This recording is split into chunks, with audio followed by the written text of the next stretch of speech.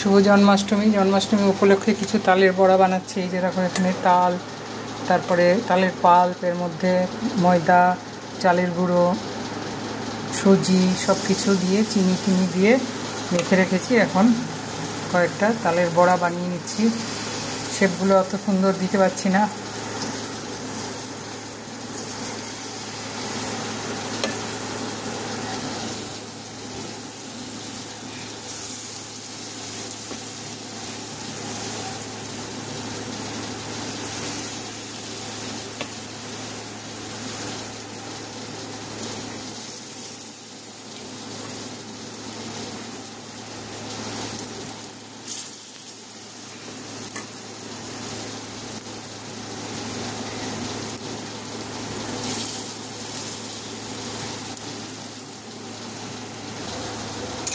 একটু উল্টিয়ে দিই।